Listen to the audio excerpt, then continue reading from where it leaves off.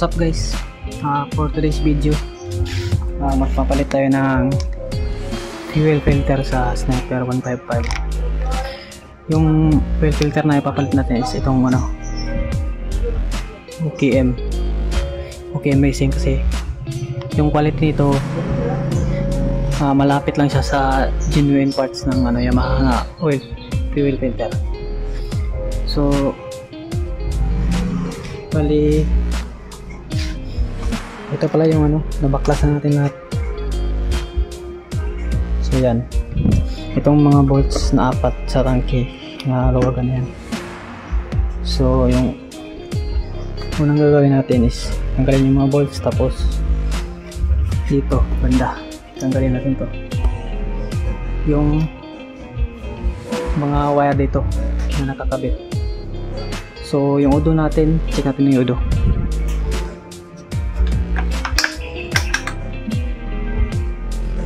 Yun, 13,922. So okay, let's go. Okay guys, so unang gagawin natin is luluwagan natin tong apat na bolts dito na nakahawak sa tangke. Patanggalin pala natin.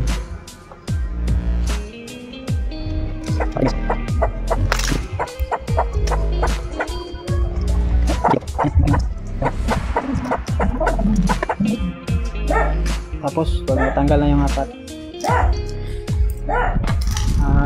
nagagalaw na natin itong tangke. Ganyan na. So pwede na natin tanggalin dun sa baba yung wiring. Okay, tignan natin sa baba. Okay, so dito na guys, nalawag na natin yung apat. So nagagalaw na itong tangke. Tignan nyo. Yan, tapos yan. So tanggalin natin itong mga wire. Una ito, ipindutin nyo lang ito dito, tapos silain. So isa, tanggal na yung isa.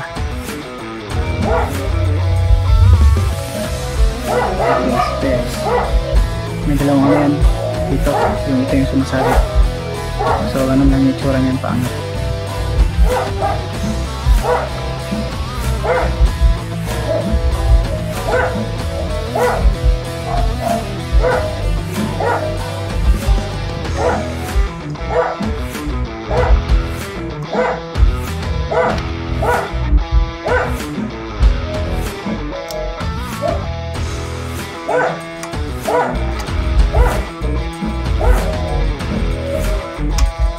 Tapos nun pwede na yung hugutin, hilain nyo na yung sa injector.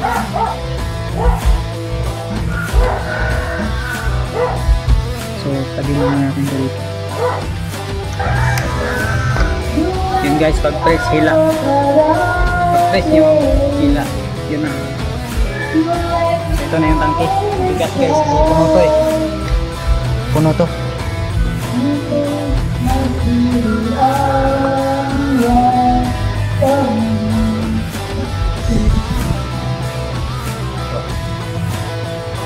So tanggalin lang natin. So ngayon guys, drain na natin yung gas.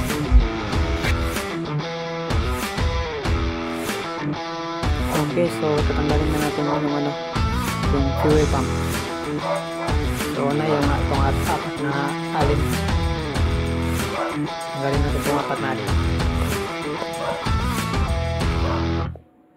So maluwag lang to guys, madali lang itong tanggalin itong apat na alin. Tapos papakita ko yung kung paano to tanggalin yung pump na hindi sisira yung pump natin.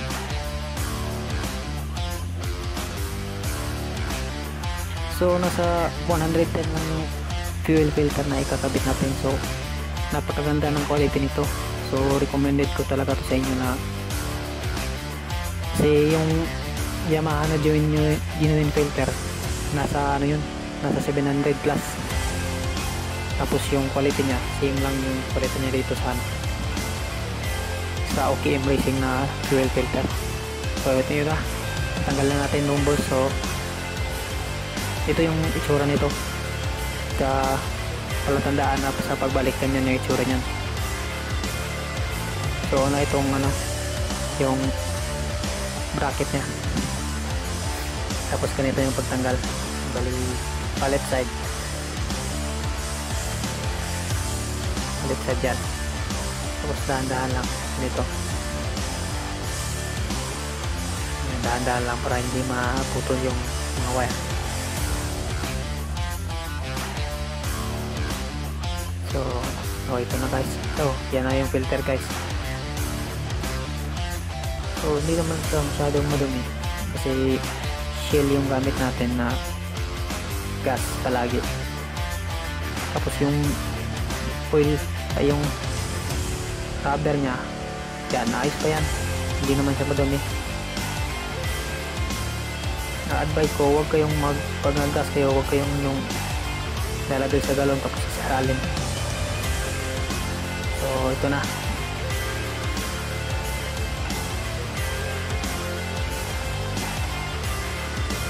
So dito natin yan puputulin guys. Tuturo ko yan dito. Ito yung filter na sa pagbuti ito. Yan. Ito yung tinuturo ko, yan yung puputulin.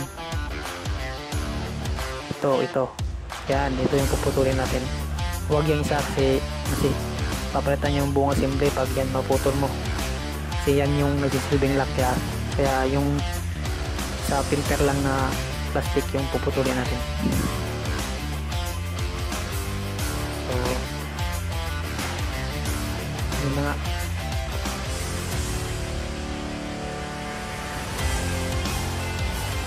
Yan, hindi yan kayang kamayin kaya kailangan talagang putulin. So compare natin sa yung filter natin na ikakabit itong OKM racing. So bali yan, napakaganda ng ito, quality. Kasi nakita ko yung aftermarket na yung mura nito, parang hindi masasala yung fuel nya, yung maayos. Kaya so yan yung puputulin nyo dito banda. So yan na, putulin na natin guys. Yan dito, ingat lang sa pagputol, baka madali mo yung sa pump assembly. Yung sa filter lang ito, yun. Tapos sa kabila dito, yan. Ganun lang din, putulin nyo lang huwag kayong matakot sa pagputol, basta sure lang na nasa filter yung naputol nyo. Yun, putol na. So tignan natin kung ano ba nito. Kasi yung pagputol mo nun, nakaano pa rin yun, masabit pa rin. Kailangan mong iwahin sa yung wala talagang nakasabit.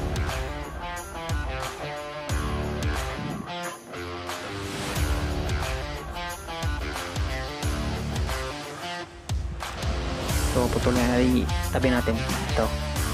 Yan, itabi natin para bakante talaga, para makalabas yung lumang fuel filter. Tapos kabila na naman, iwain natin yung maigi.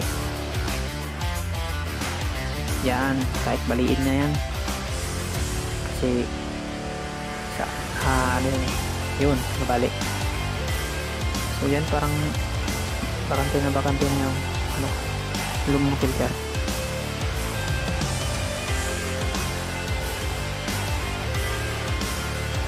Parang matigas to guys dapat talagang yun, ikutin lang pala to guys, libre lang natin. Tapos may kumakapit pa sa lock, so dapat pag putol talaga yung yung wala na siyang masabitan. So yan, anahin pa natin kunti na lang para talaga ma-free yung lumang filter.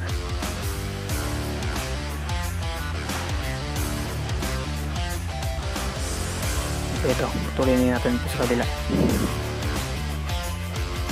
Tapos iwain natin. Yun. kabila din.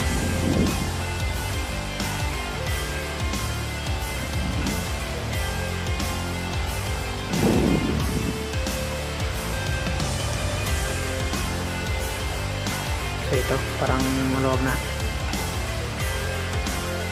Ingatan nyo lang na yung mga wire at hindi nyo maano ng persa. So yan, ano nyo, ilibre. O sikot-ikutin nyo. Kasi mahigpit talaga yan kasi para walang singaw.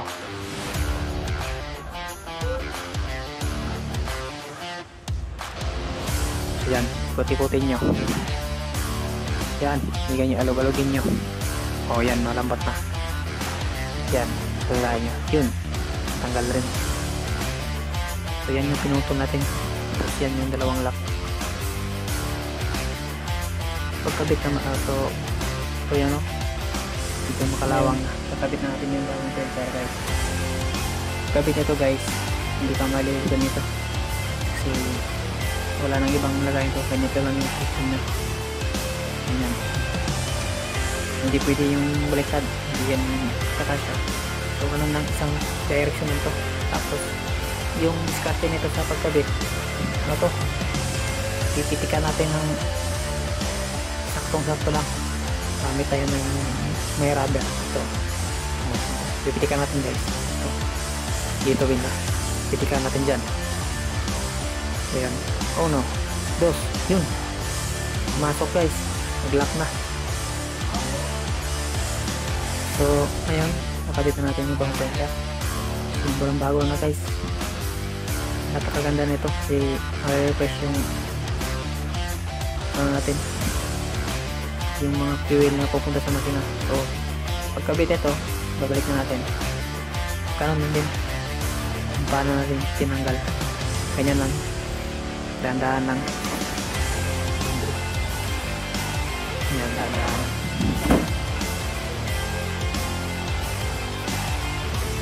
Yun. Yan, yun yung itsura. Ay, tiga lang. Nempo pala natin yung rubber kasi baka may mga dumi, baka mag-leaking. Check natin ulit. Ngayon natin ulit.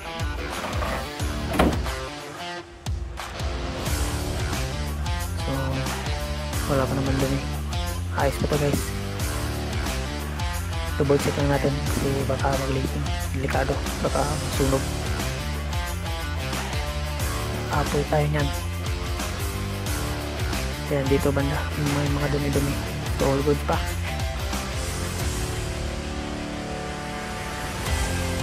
Yung mga wire na-name natin, parang problema. So yun, balik, pasok natin ulit. Ayan, dahan-dahan lang. Tapos ganyan lang yung posisyon niya, kagaya ng pagtanggal natin. Tapos yung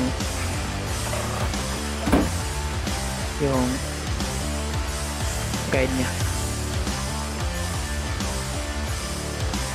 So kabit natin yung bolts.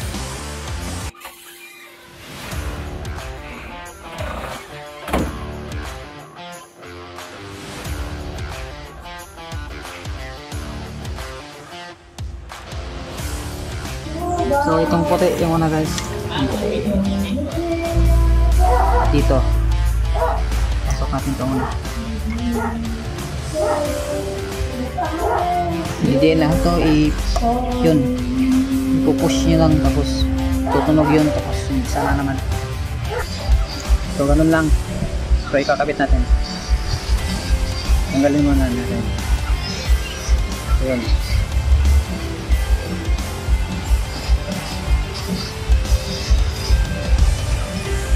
hirap din itong tanggalin guys, lalo na pag nakapasok pa doon. Dapat sisikotin dito ng screwdriver dito. Yan, so kakabit natin. Pag magkakabit nito, tutunog yan, magpasok yun dito sa engine. Yan, pag diin nyo, tutunog. Yun, tumunog. Sinaglock na yung ano niya, yung green. So, ilalim. Tapos i-diin nyo, papasok.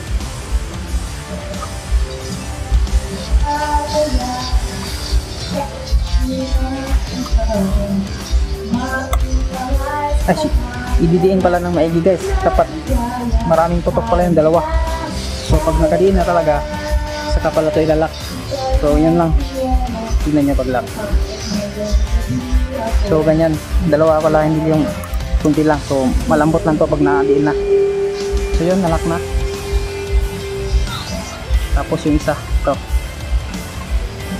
Napakadali lang ito. Pasok lang yan dito. Ito yung pinipindot eh. Ito. So, pagpasok yan dito. So, ganun lang. Pasok lang yan. Hawakan nyo yung tangki. Yun. Tutunog din yun. So, tapos guys. So, ganun lang. Balik na nga. Fuel filter. Balik na natin yung mga kung ano yung tinanggal. Ganun yung pagbalik. Okay. Thank you. Okay, ngayon guys. Salit natin yung gas. Tapos, testingin natin yung pandar. So, ayun. Takpan natin tapos testingin.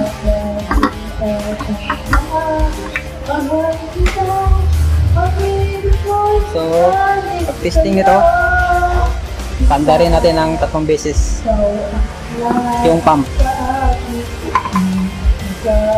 So, pag papandarin yung pump, ganito lang. Parang i-on nyo lang sana, hindi ito tuloy yan. Ganyan lang. Tutunog kasi yan dito eh, yung pump. So, isa na. Ulit pa.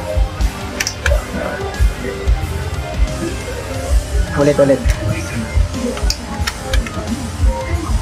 Dalawa. Yan, tunog, di ba?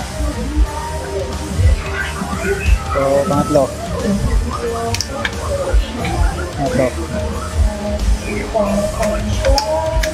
Yun, tatlo. So, pandaran na natin kung perfect pa.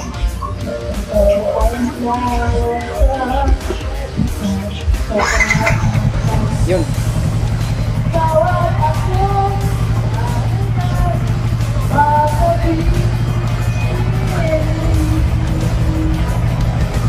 Kita rin natin guys.